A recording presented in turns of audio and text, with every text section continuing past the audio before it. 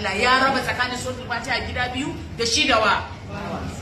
wa kana yaqul annabin rahama ya kasance na cewa ma anzalallahu azza wa jalla fi taura Allah bai saukar da wani abu a cikin at-taura ba wala fil injil ko a cikin injila mithlu ummul qur'an misalin suratul fatiha ana kiranta ummul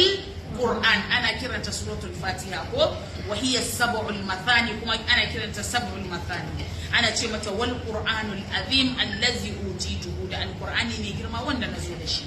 wa amara rasulullahi sallallahu alaihi wa sallam al-musii'u salatuhu annabin rahama annabi muhammad sallallahu alaihi wasallam yayi umarni ga bawan nan da ya muna na sallarsa wani bawa ne wanda ya zo cikin masallaci a waccan kissar ya zo yana sallah ya muna na sallah annabi rahama ya zo ya gaisa da manzo Allah ya ce ko ma sallah ka bata yi ba ya ƙara da zuwa ya ƙara maimaitawa annabi rahama ya ce ko ma sallar ka bata yi ba sai da ya so uku an yaqra biha fi salati ma'ana ya karanta suratul fatiha a cikin sallarsa wa qala liman lam yastati sai ce wanda ba zai iya karanta suratul fatiha ba bai haddace ta ba ma kul ka ce in baka iya ba za ka iya karanta ta a alqur'ani ba sannan ba za ka iya karanta ta a haddace ba to ka ce subhanallahi walhamdulillahi wa la ilaha illallah wallahu akbar wala hawla wala quwwata illa billahi al-aliyyil azim ta isan maka wa qala lil musii salatu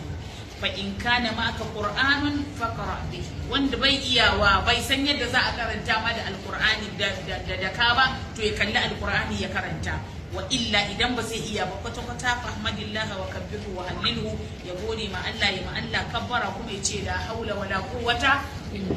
illa billah kamar masu farko shiga musulunci jama'a mun fahimta